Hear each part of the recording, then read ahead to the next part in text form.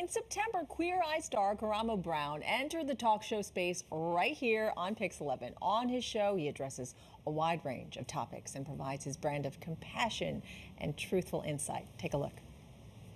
We're going in a circle right now, and until we know this answer, until we know if, in actuality if Tyrell is your biological father, I cannot help to decipher the other feelings and emotions that are keeping you on this space. And so this is what needs to happen. Are you ready to open the CNN truth? Oh, Here you go. Goodness gracious. Please open it and read it out Oh, so what happened? That was just a peek.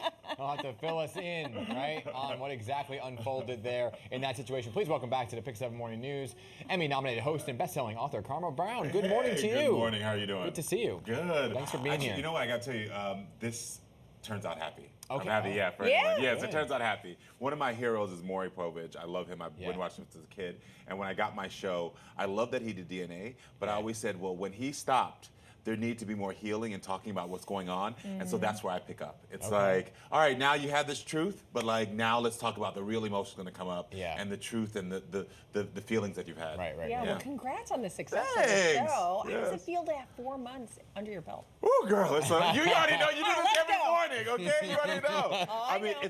it feels so great because I know I'm helping people every single day. That's my only goal, but it's also exhausting. I didn't know what it takes. You know, like on Queer Eye, it's 5 of us, and you know, one gets sick, and so the you know, like I get sick, and it's like the other ones can pull the weight. Here, it's like it's all on myself. you. But I do love that challenge, and it's been going exceptional. The audience is loving it, so I'm happy. You know, and you kind of talked about Maury Povich. What I like about your show, because I do watch, is that it's deeply personal, not only for the folks, the guests who you are diving into, but you get personal as well, and you're very vulnerable. You talk about your family addiction at times as well. So kind of bring us into your mind of bringing that personal touch to the show. Well, I always say I can't expect anything from my guests that I'm not willing to do. And I think that's what makes me the talk show host that people can trust, because I'm not going to just come here and say, you talk about all your family drama and your family history, and then I'm going to be like, well, I'm over here perfect. And so, like for my son suffered from addiction in 2020. He almost overdosed, and we thought we were going to lose him, and I'm the one who found him on the ground. And it was devastating because I just didn't think my son would have addiction issues. He's the good kid. He's great. You know, like, school's good. And the reason we talked about it is because he, first of all, was ready. He had went through rehab and was great. But it was because he said, Dad, I see how you're helping people, and do you think our story could help somebody who's dealing with addiction? And first of all, like, I still get chills because I was just so proud of him to be able to, like, have that thoughtfulness to say, let's help somebody through our story, but also let the world know, like, just because we have TV careers doesn't mean that we're not going through the same struggles they're going through. Because people look at us, they're like, oh, they look so pretty, they're glossy, everything's great. And it's like, yeah, right. Well, I mean, for both of us, I mean, it's hard for us to not take work home with us. We're covering such devastating stories on a daily basis.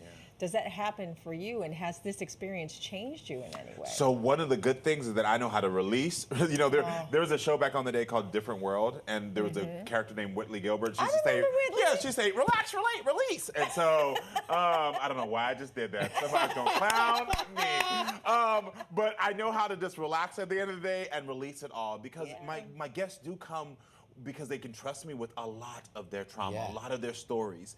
And every story, we have a breakthrough. And, you know, this is breakthrough TV over here that we're doing. And so the thing is that I learned how to say, you know what, I'm glad I could help you there, but when I get home, I have to release it. And the reason I do that is because when my kids were younger, I realized that I was losing my patience because I was bringing work home. And so I had to teach myself, like, leave it at home. Leave it at work. Leave it at work. Give me that lesson later, because I got a 7-month-old, and I go home and I'm like, I want to be so focused on her.